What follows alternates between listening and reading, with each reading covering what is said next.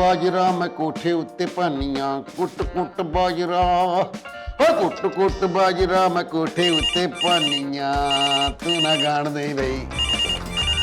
Hello hello जी ये 15 ਦਾ ਦਫ਼ਤਰ ਹੈ ਜੀ 15 ਜੀ ਨਹੀਂ ਨਹੀਂ ਮੈਂ ਤੇ 15 ਤੇ ਗੱਲ ਕਰਨੀ ਹੈ ਉਹ ਜੀ ਉਹੀ 15 ਜਿੱਥੇ ਤੁਸੀਂ ਗੱਲ ਕਰਨੀ ਆ।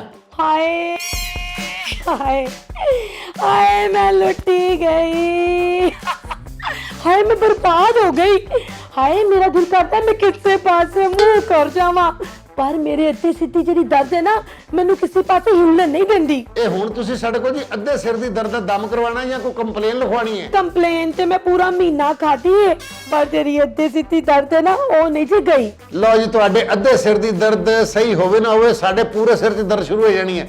ਉਹ ਗੱਲ ਤਾਂ ਦੱਸ ਦਿਓ।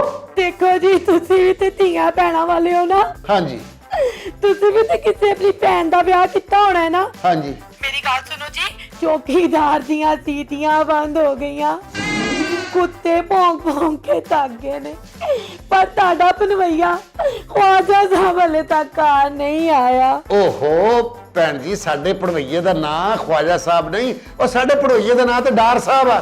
ਨਹੀਂ ਨਹੀਂ ਮੈਂ ਤੁਹਾਡੇ ਪਨਵਈਏ ਦੀ ਗੱਲ ਨਹੀਂ ਕਰ ਰਹੀ ਮੈਂ ਤੇ ਆਪਣੇ ਖਾਵਤ ਖਵਾਜਾ ਸਾਹਿਬ ਦੀ ਗੱਲ ਕਰ ਰਹੀ ਹਾਂ। ਜੇ ਤੁਸੀਂ ਇਸ ਟਾਈਮ ਨਾ ਖਵਾਜਾ ਜੀ ਨੂੰ ਨਾ ਮੇਰੇ ਘਰ ਲੈ ਆਓ ਨਾ ਤੇ ਮੇਰੇ ਅੱਧੀ ਸਿੱਧੀ ਦਰਦ ਜਿਹੜੀ ਨਾ ਠੀਕ ਹੋ ਜਾਏਗੀ ਤੇ ਮੈਂ ਸਾਰੀ ਜ਼ਿੰਦਗੀ ਨਾ ਝੋਲੀਆਂ ਚੁੱਕ ਕੇ ਨਾ 15 ਨੂੰ ਦੁਆਵਾਂ ਦਾਂਗੀ। ਉਹ ਭੈਣ ਜੀ ਅਸੀਂ ਤੁਹਾਡਾ ਖਵਾਜਾ ਕਿੱਥੋਂ ਲੱਭਦੇ ਫਿਰੀਏ ਉਹ ਸਾਨੂੰ ਤਾਂ ਸਾਡਾ ਪੜਵਈਆ ਡਾਰ ਨਹੀਂ ਲੱਭਣ ਡਿਆ।